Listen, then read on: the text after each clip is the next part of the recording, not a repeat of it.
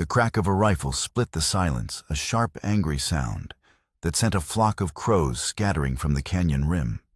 Abigail pressed herself flat against the sun-warmed granite, the rough stone biting into her cheek. Below, on the dusty ribbon of road, winding toward the town of Redemption, a drama of violence and greed was unfolding under the merciless glare of the afternoon sun. A heavy stagecoach, its lacquered panels splintered and scarred, lay tilted on a broken wheel. The horses, tangled in their harnesses, screamed with a terror that was almost human. Men on horseback, their faces obscured by dirty bandanas, circled the wreck like vultures. One of them, a man whose fine tailored coat seemed grotesquely out of place amidst the grit and chaos, dismounted with an air of cold authority. He moved with an unnerving calm, his boots leaving precise prints in the blood-tinged dust. This man was not a common road agent. He was a commander.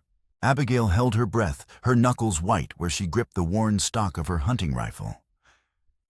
She had been tracking a buck, hoping to trade the hide for flour and salt, but the hunter had become a silent, helpless witness.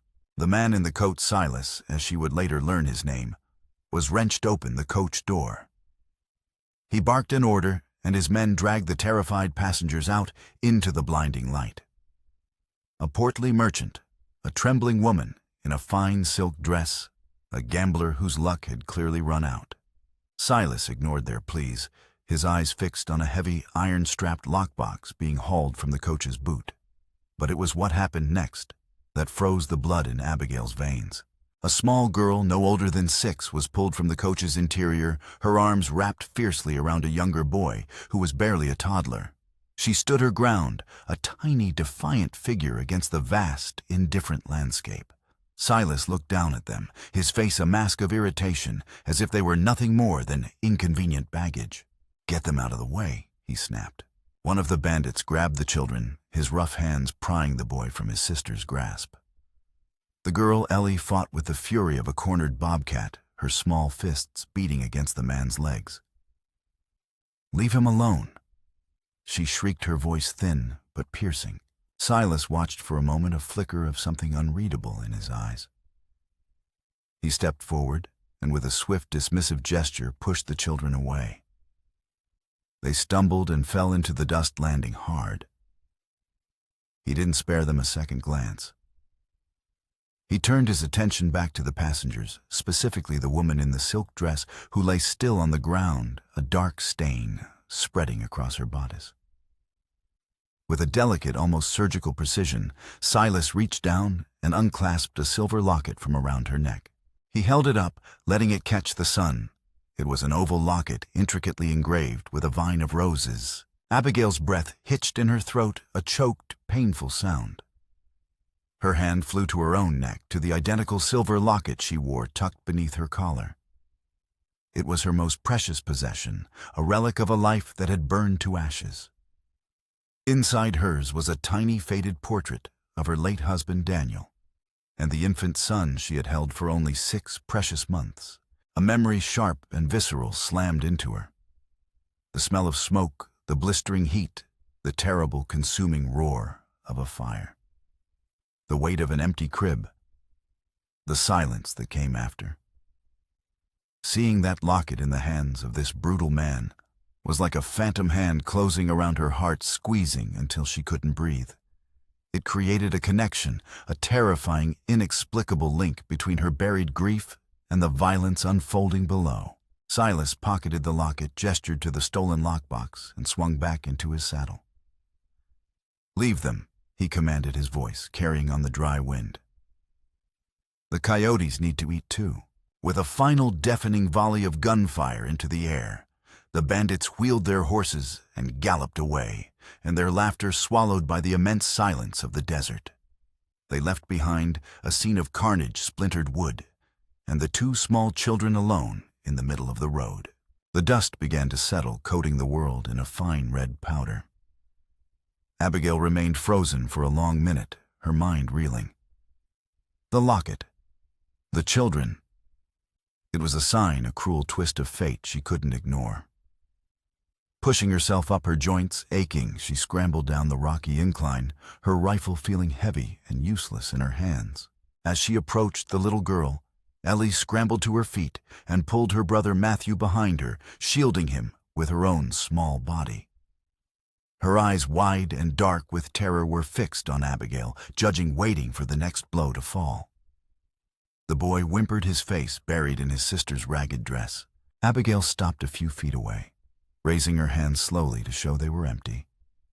The sun beat down, scorching the red earth that cracked under its merciless gaze. "They're gone," she said, her voice rough from disuse. "You're safe." The girl didn't relax. "Who are you?" "My name is Abigail." She knelt, the hard-packed dirt unforgiving against her knees. She saw the hollows under their eyes, the chapped lips, the fine tremor in their limbs that spoke of more than just immediate fear. It spoke of a long acquaintance with hunger and hardship. "What are your names?" The boy peeked out from behind his sister's arm. The girl hesitated, then whispered, "Ellie." "And he's Matthew."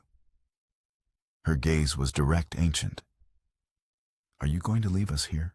Abigail looked at their faces smudged with dirt and tears and saw the ghosts of her own loss. She thought of her cabin, of its lonely walls, and the silence that had weighed like judgment for 3 long years. It was a place of ghosts, a monument to a life unlived. And now these 2 small breathing lives stood before her, cast off by a monster who wore a locket just like hers. It wasn't a choice. It was a summons. She reached into the leather pouch at her belt and pulled out a piece of dried venison she'd packed for her hunt. She broke it in 2 and held it out. Ellie snatched the meat but didn't eat. She broke off the larger piece and pressed it into her brother's hand first.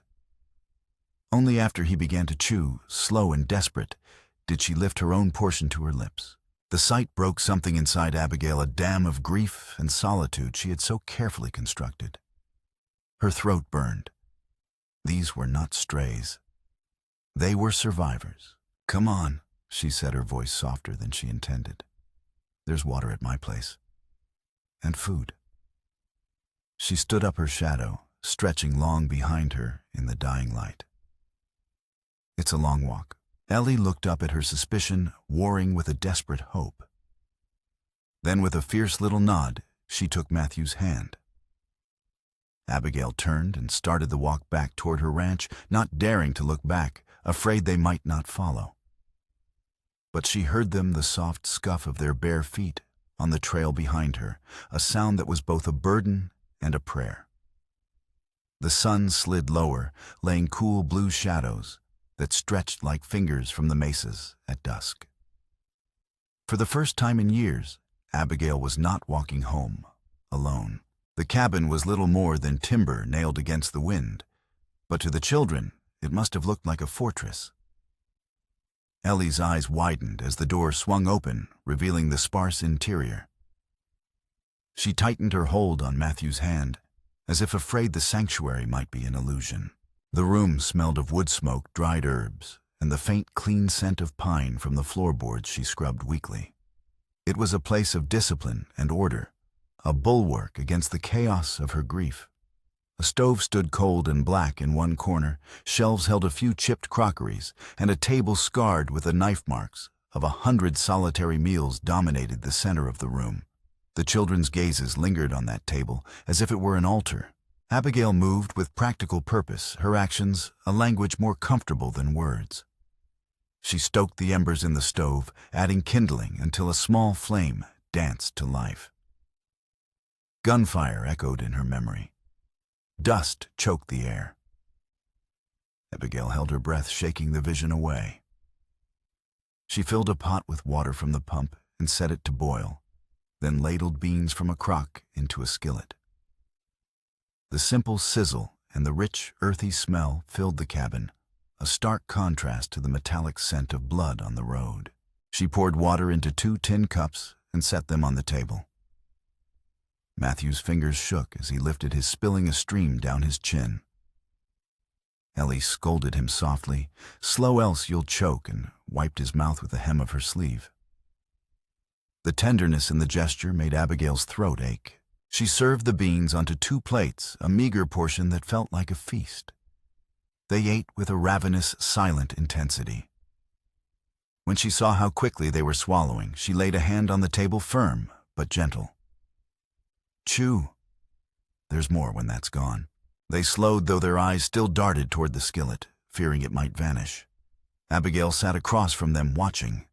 In their hunger, she saw a reflection of her own emptiness, not of the belly, but of the heart. The years she had eaten alone, hearing only the groan of the wind, had carved hollows just as deep. Her gaze drifted to the rocking chair in the corner, the one Daniel had built before the fire. Before his words had turned to ash in his mouth. "You're barren as this dirt," he had spat in the dark. Weeks after they buried their son, his grief curdled into a cruel, desperate blame. She had believed him. His judgment and the town's pitying whispers that followed had become the foundation of her solitude. Now, across her table, 2 children breathed softly, filling the cabin with a life she had not dared to imagine. As the warmth of the food replaced the gnawing hunger, Matthew's eyelids drooped. He leaned his small body against his sister. Ellie, however, remained ramrod straight, a tiny sentinel determined to stay alert in this strange new territory. "We can work," she murmured, her voice still rough from dust and fear. "I can fetch water. I can scrub floors." A child offering labor for a bowl of beans was a wound too deep for words. Abigail reached across the table and brushed a thumb over Ellie's chapped knuckles. "Ain't no debt between us tonight. Just eat. Rest." Ellie's lips pressed into a thin, tight line, but she gave a small, jerky nod, a soldier accepting a truce. Later, Abigail laid her thickest quilts on the single bed, leaving only a spare horse blanket for herself by the hearth. The children were too fragile for anything but the softest comfort she could offer. Matthew curled into his sister's side, their breathing falling into a quiet, steady rhythm. The sight of them, 2 small forms nestled in the bed that had been empty for so long, carved something new and terrifyingly tender inside her. As silence fell, Abigail sat by the fire, her shotgun resting across her knees. She stared into the flames, her mind replaying the robbery, the cold efficiency of Silas, the casual brutality, and the locket. Why that locket? Was it mere chance, a random piece of plunder, or was it something more? The question hooked into her, a disquieting premonition that this was not the end of the story. Tears came without warning, hot and heavy. She pressed a fist to her mouth, ashamed of the sound, but it spilled out anyway. It was not just grief for her own lost child, but a raw, aching sorrow for these 2, and a terrible rising fear for what she had just done. She had not just offered them a meal, she had invited a storm into her house. She whispered to the fire, the only witness she trusted. "Maybe I wasn't barren after all. Maybe I was just waiting." The thought burned with a fierce, dangerous heat. From the bed, Ellie stirred, murmuring in a dream, "Don't send us back." Abigail froze, her heart hammering, as if the child had heard her deepest fear. She turned and saw in the faint firelight Ellie's small hand reaching out from under the quilt palm, open as if seeking an anchor in the dark. Abigail didn't move. She just stared, caught between the instinct to protect and the terror of what that protection would demand, until the fire sank to embers, leaving her with nothing but the echo of the child's plea. The wagon's wheels groaned over the ruts, leading to redemption. Abigail sat stiffly on the bench reins in her calloused hands, her eyes fixed on the cluster of false-fronted buildings shimmering in the heat. Ellie sat beside her, back straight as a soldier, while Matthew dozed against Abigail's hip, his small hand clutching the rough fabric of her coat. She told herself she was only going for flour and lamp oil necessities.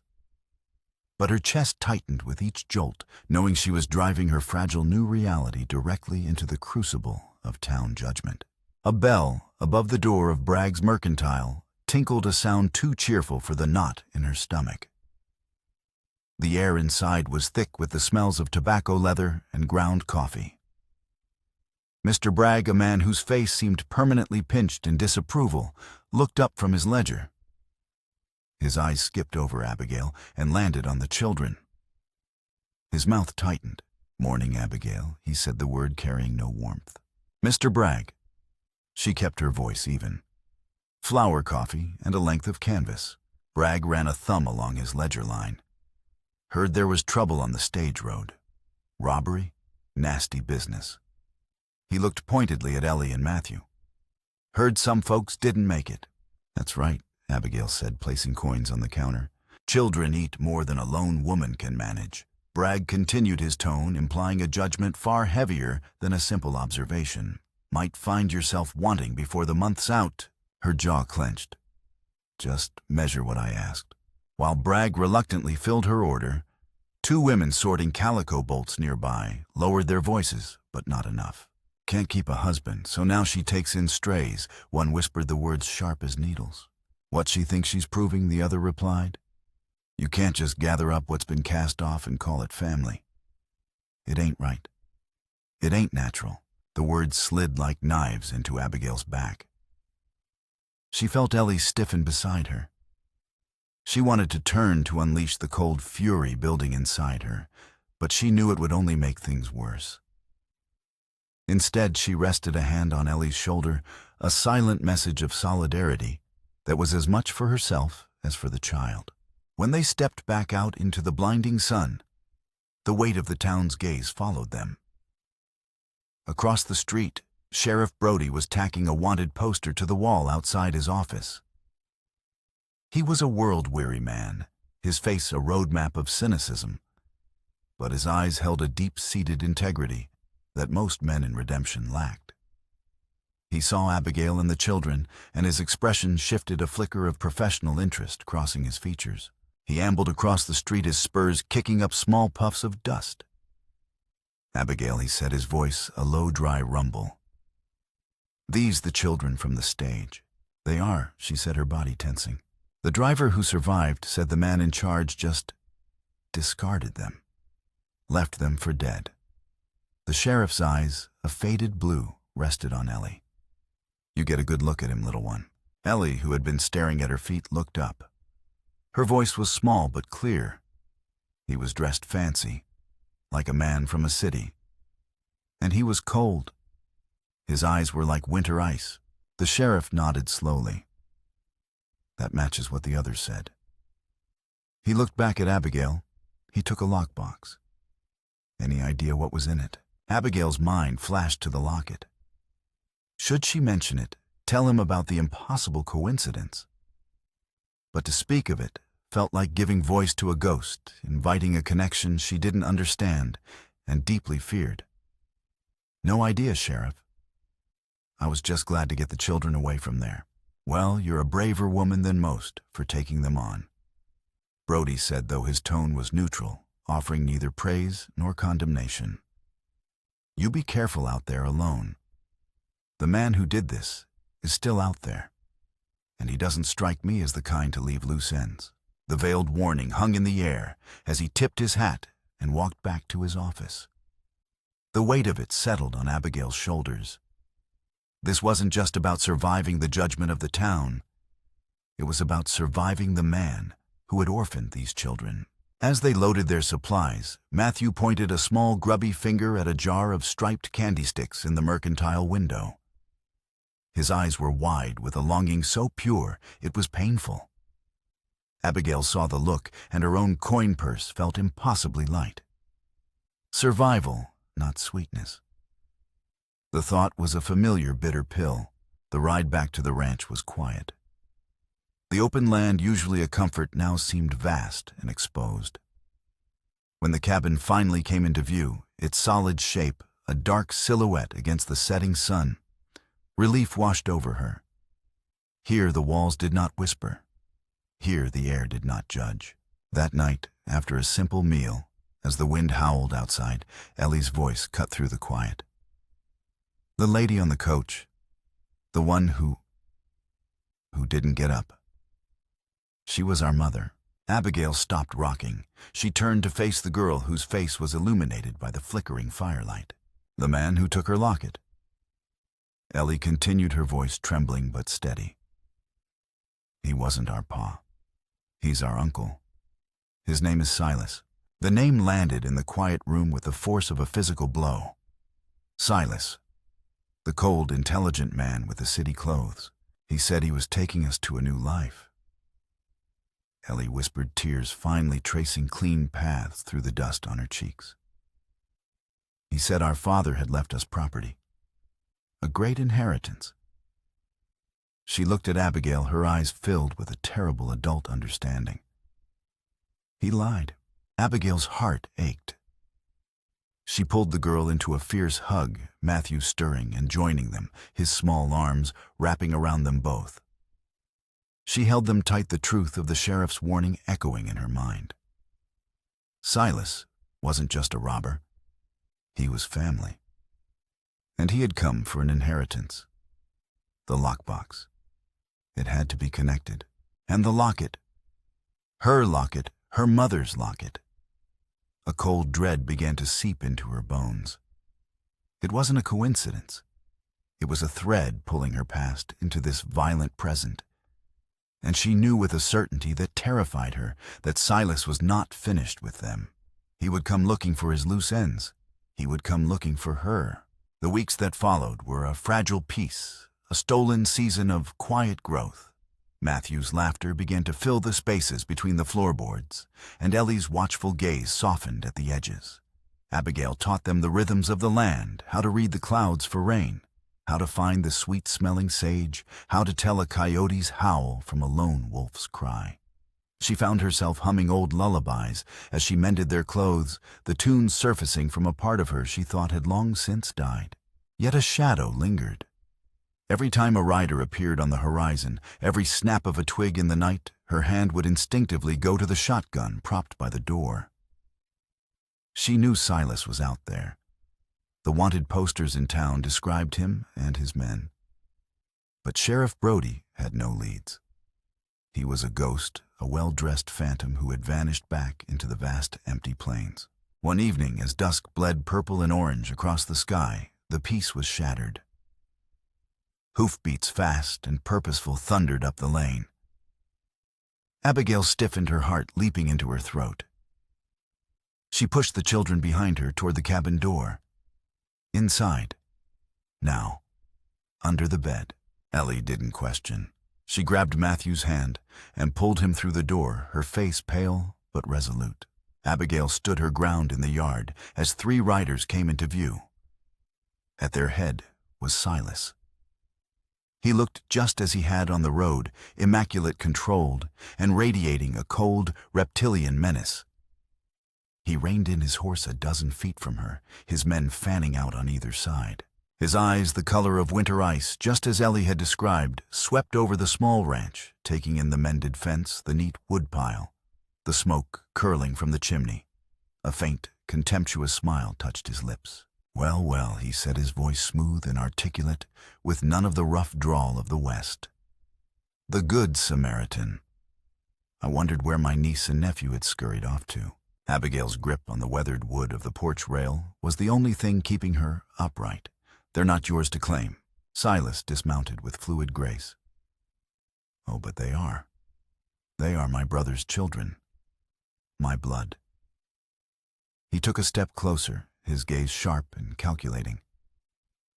"A woman alone has no business holding on to things that belong to powerful men. And you, Abigail, are holding on to far more than just 2 orphans." The threat was clear, hanging in the air between them. "I don't know what you're talking about." She said, her voice steadier than she felt. "Don't you?" He gestured toward the land around them. "This scrub ranch, this patch of dirt your husband Daniel left you." The sound of her husband's name on this man's lips sent a chill through her. "You leave his name out of your mouth." Silas laughed, a dry, humorless sound. "You cling to his memory like a saint's relic, don't you? But Daniel was no saint." He reached into his coat and produced a folded document, holding it out to her. "My brother and your Daniel were partners. They bought this land together. This deed proves my brother Thomas owned half of everything. Land, water rights, all of it. Now that he's gone, it belongs to his children. And as their legal guardian, it belongs to me." Abigail stared at the paper, the official-looking script blurring before her eyes. Daniel a partner. He had always told her he'd built this ranch from nothing with his own 2 hands. The story was the bedrock of her life with him. You're a liar, she breathed. Am I? Silas's smile widened. Ask yourself, Abigail. How did a simple rancher afford a solid silver locket engraved by a master craftsman from back east, the one you wear around your neck? The one my sister-in-law wore. They were a matching set, a gift from 2 partners to their wives to celebrate the venture that was supposed to make us all rich. Her world tilted on its axis. The locket wasn't just a coincidence. It was proof. A link forged in a past she knew nothing about. Daniel was a thief, Silas said, his voice dropping to a low, venomous whisper. He cheated my brother, forged papers to take his name off the deeds, and left him with nothing.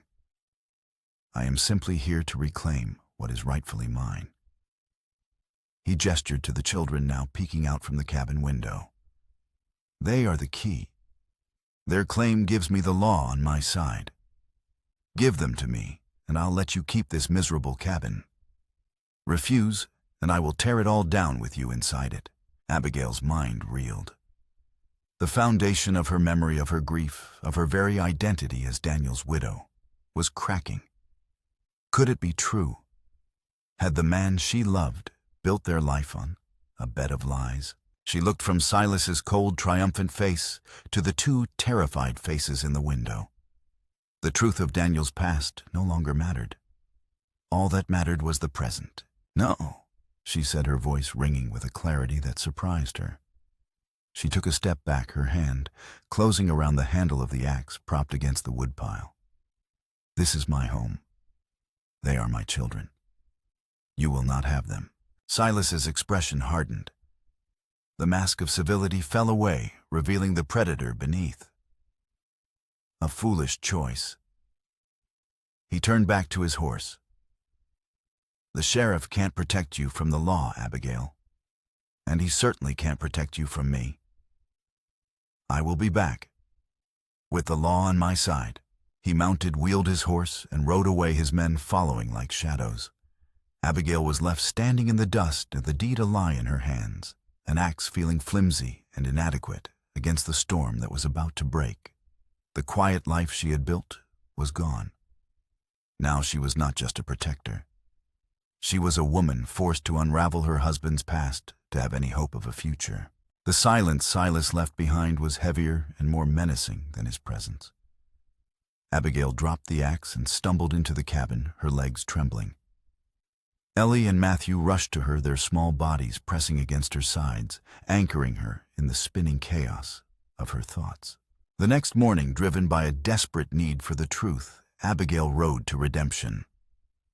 She left the children with a warning to bolt the door and stay hidden, a command that sat like a stone in her gut. In town, she went not to the sheriff, but to the county records office, a dusty, neglected room in the back of the courthouse. The clerk, a balding man with ink-stained fingers, looked at her over his spectacles. "Looking for something, ma'am?" "Land deeds," she said, her voice tight. "For the property east of Crimson Creek, under the name Daniel Miller." The clerk grumbled, but heaved a massive leather-bound ledger onto the counter. Abigail spent the next hour poring over the faded, spidery script, her fingers tracing the history of her home. She found it Daniel's name, clear as day, as the sole proprietor. There was no mention of a Thomas, no hint of a partnership. Relief warred with suspicion. The document Silas had shown her must have been a forgery. But his words about the locket, they felt true. On a hunch, she asked, "Are there records of business partnerships? Mining claims, maybe?" The clerk sighed. "Those are in the territorial archives. Messy, unorganized." He pointed to a stack of dusty boxes in a corner. "Be my guest." For hours, Abigail sifted through brittle papers, the dust making her sneeze, the dry ink staining her hands. And then she found it. A claim filed 5 years ago for a silver lode in the foothills. The names on the charter were Daniel Miller and Thomas Vance. Silas's brother. Her breath caught. It was real. They were partners. But the claim had been marked dissolved just a year later, with a note citing abandonment of post by Thomas Vance. Daniel had taken full control. She felt a cold dread creep up her spine. Abandonment, or was it something else? She left the courthouse, her mind a whirlwind of questions. She found Sheriff Brody outside the saloon, settling a dispute between two drunken cowhands. He saw the look on her face and steered her toward the quiet of his office. "What is it, Abigail?" He asked, his dry, understated tone a small comfort. She told him everything. About Silas's visit, his claim to the land, the partnership with his brother Thomas Vance. Brody listened patiently, stroking his mustache. When she was done, he let out a long breath. Thomas Vance. I remember that name. Disappeared a few years back. Most folks figured he ran off, maybe got lost in the mountains. Never found a body. He leaned forward, his expression grim. The lockbox from the stagecoach, Abigail. We pried it open. It wasn't full of money. It was full of documents, legal papers, affidavits, all arguing that Daniel Miller had fraudulently stolen Thomas Vance's share of a silver mine. The room seemed to shrink around her. Silas wasn't just after the land. He was after proof. He's trying to rebuild a legal case, Brody said. With Thomas gone, the children are the heirs. If he controls them, he controls the claim. He stood up and paced the small office. The problem is, without Thomas here to testify, it's just paper against paper. Silas's word against a dead man's signature. It's a mess. But he's dangerous. He won't let this go. Abigail returned to the ranch with a heavy heart. The truth was far more complex and dangerous than she had imagined. Daniel, the man she had loved and mourned, was a stranger. His legacy was not a home built with honest sweat, but a tangled web of deceit and possibly something much darker. That night, unable to sleep, she went to the old wooden chest at the foot of her bed, the one that held Daniel's few remaining possessions. She hadn't opened it in years. The scent of cedar and old wool rose up to meet her. Inside were his spare shirt, a worn leather-bound Bible, and a small tin box. She opened the box. Tucked beneath some old letters was a photograph, a tintype from their first year on the ranch. She remembered the day it was taken, the traveling photographer with his strange hooded camera. But it wasn't a picture of her and Daniel. It was Daniel younger, smiling, his arm slung around another man. The man was leaner than Daniel, with a sharp, intelligent face and eyes that seemed to hold a hint of restless ambition. He looked so much like a younger, less hardened version of Silas that it stole her breath. It had to be his brother, Thomas Vance. Two partners, two friends on the verge of a fortune, beaming with hope. What had happened between them? What could turn partners into bitter enemies, and what had happened to Thomas Vance? The question hung in the silent cabin, as cold and heavy as a burial shroud. Looking at the ghost in the photograph, Abigail knew that the fire that had taken her son might not have been the first tragedy to darken the history of this land. And she feared with a bone-deep certainty that it would not be the last. The fragile peace was gone, replaced by a tense, watchful waiting. Abigail started carrying a pistol tucked into her belt, and she slept with a shotgun by her side. Every gust of wind sounded like hoofbeats. Every shadow seemed to hold a threat. Silas's presence lingered over the ranch like a hawk circling its prey. He was patient, and that patience was more terrifying than any open act of violence. He started with small things. A section of her northern fence cut during the night, allowing a dozen head of cattle to wander off into the canyons. It took her 2 full days of hard riding under the blistering sun to round them up. A week later, she found her well rope slashed the bucket lying at the bottom of the deep stone shaft. She spent hours rigging a new line, her hands raw and bleeding, her muscles screaming in protest. These were not random acts. They were messages designed to wear her down, to show her how vulnerable she was, how easily he could dismantle her life piece by piece. She knew he was watching. Sometimes at dusk, she would see the glint of sunlight off a spyglass from the mesas overlooking her property. The feeling of being constantly observed was a form of torture, fraying her nerves until they were raw. Sheriff Brody rode out once a week. His presence was a small comfort, but he was blunt about his limitations. "He's being clever," Abigail Brody said, his gaze sweeping the horizon.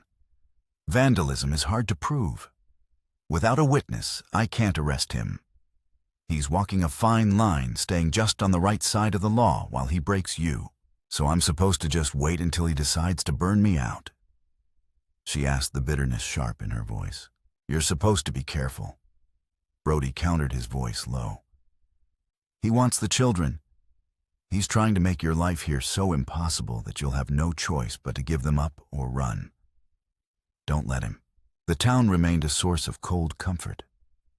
The whispers had changed. They were no longer about her barrenness or her questionable choice to take in strays. Now they were tinged with a fearful pity. She was the woman in Silas Vance's way, and everyone in Redemption knew that was a dangerous place to be. Some offered sympathetic nods. Others hurried past, afraid to be associated with her trouble. One afternoon, as a storm gathered on the horizon, its dark clouds boiling up over the mountains, Abigail saw him. Silas was riding along her property line, not hiding, but moving with an arrogant, deliberate slowness. He stopped his horse and simply sat there, watching the cabin. Ellie saw him too. She ran inside, her face a mask of terror. "He's here, Mama, he's here." The name, which had become so natural and precious to Abigail, was a painful reminder of what was at stake. She gathered the children into her arms, her heart pounding a frantic rhythm against her ribs. "He's not coming in," she said, trying to project a calm she didn't feel. "He's just trying to scare us." But as the first fat drops of rain began to fall, she knew this was different. This was an escalation. The game of intimidation was ending. He had tested her defenses, measured her resolve, and now, under the cover of the approaching storm, he was preparing to make his final move. The wind began to howl, lashing the rain against the cabin in furious sheets. Thunder cracked overhead, a deafening explosion that seemed to shake the very foundations of the earth. In the flashes of lightning, Abigail could see Silas, still sitting on his horse, a motionless, menacing silhouette against the raging sky. He was waiting. She barred the door and shuttered the windows, plunging the cabin into a dim, flickering gloom lit only by a single lantern. She loaded the shotgun and her pistol, her hands moving with a mechanical steadiness that betrayed the tremor in her soul. "Ellie," she said, her voice low and urgent. "Listen to me. If he gets in, you take Matthew into the root cellar. You bolt it from the inside, and you don't make a sound no matter what you hear. Do you understand?" Ellie nodded, her eyes huge and dark in the lantern light. She was no longer just a child. She was a soldier, ready to follow her commander's orders. The storm reached its crescendo, the world outside dissolving into a roaring chaos of wind and water. And then, through the din, came a sound that made Abigail's blood run cold, the splintering crack of an axe against the front door. He wasn't waiting for the law anymore. He was coming. "Now," Abigail yelled. Ellie grabbed Matthew and scrambled toward the trapdoor to the cellar. Abigail stood her ground, the shotgun pressed tight against her shoulder, her eyes fixed on the door as the wood began to groan and splinter. This was it. The final confrontation. Her home had become a fortress, and she was its last line of defense. But as another thunderous crash echoed from the door, a terrible realization dawned. He wasn't trying to get in. He was trying to flush them out. A new sound, a hungry crackle, joined the chorus of the storm, and with it, the acrid smell of smoke. He had set the porch on fire. Panic seized her. A fire. Just like before. The memory of flames consuming her past threatened to paralyze her. She saw not the cabin door, but the burning timbers of the nursery, the smoke stealing the air from her lungs. "The church," she screamed, her voice raw. "We have to get to the church." It was the only other defensible building for miles, a stone structure that wouldn't burn. She unbarred the back door, grabbing the pistol and shoving it into her belt. "Stay behind me." She burst out into the storm, the wind and rain, a physical blow. The front of the cabin was already engulfed in flames, the fire a malevolent orange beast against the black raging sky. Silas was nowhere in sight. He had lit the fire and vanished, expecting them to be driven out into the open, into his trap. They ran. The mud sucked at their boots and the rain blinded them. Every flash of lightning felt like a spotlight exposing them to the unseen hunter. The half-mile to the old abandoned church felt like 100. Its shape finally loomed out of the darkness, a dark skeletal spire against the storm-racked clouds. Abigail shoved open the heavy oak doors and hurried the children inside. The air was cold and musty, smelling of damp stone and decay. Rain lashed against the tall stained glass windows and thunder cracked overhead, the sound echoing unnervingly in the cavernous space. She lit a lantern she'd grabbed in their flight, its flickering glow casting long dancing shadows that writhed like tormented spirits. She was turning to bar the door when it swung open. Silas stood there dripping wet, his fine coat plastered to his frame. A chillingly calm smile played on his lips. Two of his men filed in behind him, rifles held ready. "I knew you'd be resourceful," Silas said, his voice cutting through the roar of the storm. A church. How fitting for a woman who plays at being a saint. Abigail raised her shotgun, the twin barrels unwavering. "Get out." "It's over, Abigail," he said, taking a step forward. "There's nowhere left to run. Give me the children." "Never," she spat. He laughed, a sound devoid of all warmth. "You still don't understand, do you? You think this is about land? About a silver mine?" He took another step, his eyes burning with a cold, fanatical fire. "This is about justice. It's about a debt that has to be paid in blood." Suddenly, the great church doors crashed open again. Sheriff Brody stood silhouetted against the storm, his Colt Peacemaker drawn. Two deputies flanked him. "Drop your weapons, Vance." Brody's voice boomed, competing with the thunder. "It's over." The townspeople, drawn by the fire and the commotion, crowded behind him, on their faces pale and horrified in the flashes of lightning. The private battle had become a public reckoning. Silas barely glanced at them. His focus was entirely on Abigail. "You see," he hissed. "You brought the whole world to witness your husband's shame." He raised his voice so all could hear. "You all think Daniel Miller was a hero, a pioneer who built a life from nothing. He was a liar and a thief. He was my partner. He stole my family's future, and he left my brother to die in the mountains." A collective gasp went through the crowd. "That's a lie," Abigail cried, her voice trembling. "Is it?" Silas's face twisted into a mask of pure anguish. "He didn't just ruin us, Abigail. He got us killed. My brother's wife, my own little boy. They died of fever and starvation because of what Daniel did. Because he left us with nothing." His voice cracked, the raw pain of his own loss, finally breaking through the icy composure. "And then he delivered the final devastating blow. And your son, Abigail?" He whispered the words meant only for her, a poison arrow aimed at the heart of her grief. "The fire that killed your baby. It wasn't an accident." The shotgun wavered in her hands. The world seemed to stop, the roar of the storm fading to a dull hum in her ears. What she breathed. "Daniel swindled more than just my brother." Silas said, his eyes locking onto hers, pitiless and cruel.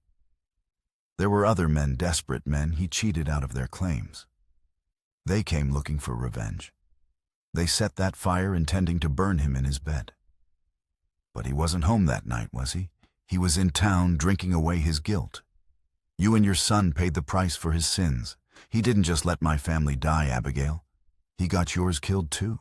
The truth, terrible and absolute, crashed down on her, shattering the last remnants of the life she thought she knew.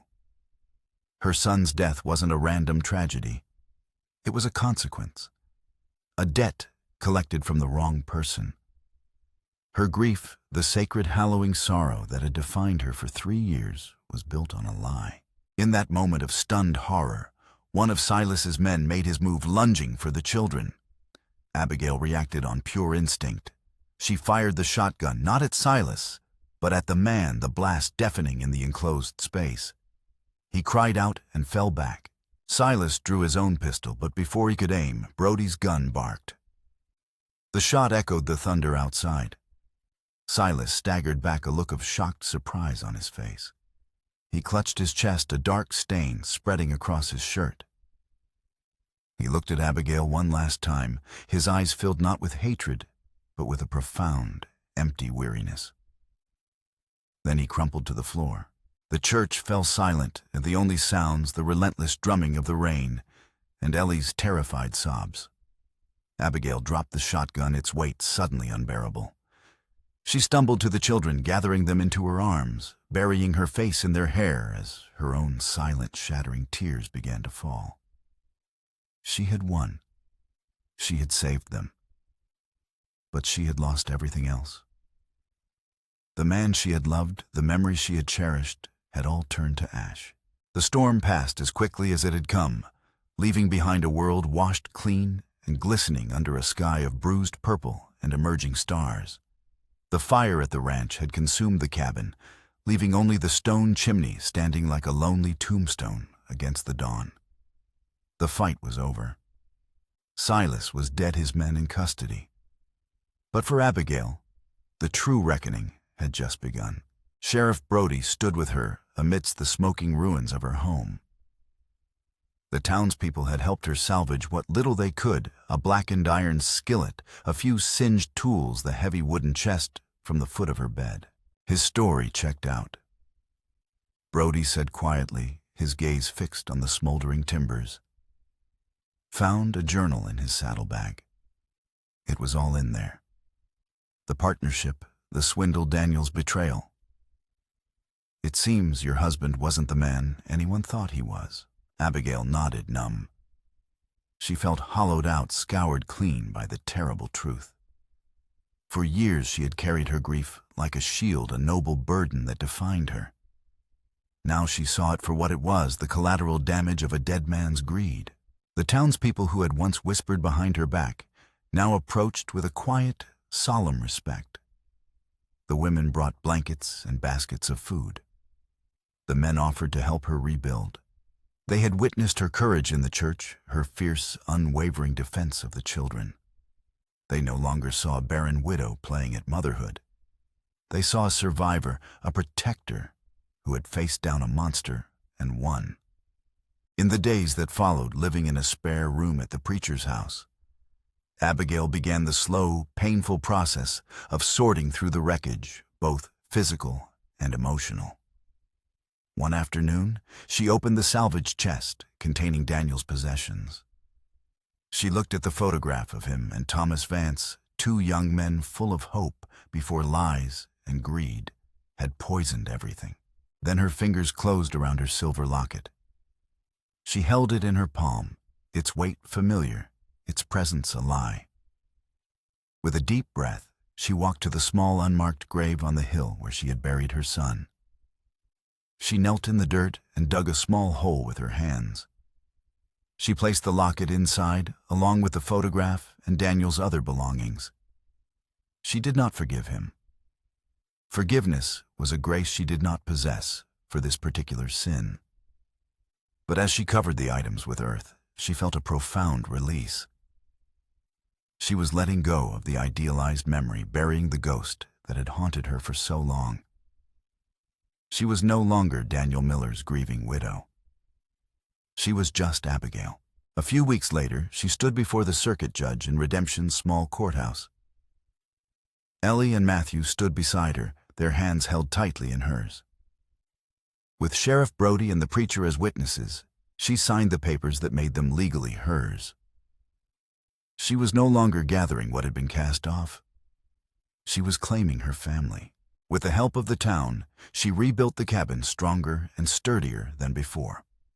On the day they moved back in, Sheriff Brody arrived with one last piece of business. He handed her a new official deed to the ranch. Silas's claims died with him, he explained. And with the proof of Daniel's fraud, the territorial court has ruled his original title void. The land, the water rights. It's all yours now, free and clear. In your name alone. That evening, Abigail sat at her new table, the clean pine-scented wood smooth beneath her hands. The new deed lay in the center, a testament, not to what she had inherited, but to what she had fought for. 3 bowls were set for supper. Ellie chattered about a rabbit she had seen by the creek, while Matthew hummed a tuneless song, his feet kicking a happy rhythm against his chair. The cabin was filled with warmth and light, the sounds of life echoing against the fresh-cut timber. Abigail looked at the children, her children, their faces bright with a security they had never known. Her heart, which had felt like a scarred and empty vessel for so long, was full. She looked out the window at the land, stretching away under a sky awash with the fiery colors of sunset. It was no longer just a patch of dirt that held painful memories. It was a kingdom hard won and fiercely defended. It was her future. A quiet peace settled over her, a feeling not of happiness, but of a deep and abiding rightness. She had faced the ghosts of the past, defied the judgment of the world, and forged a family from the ashes. She was home.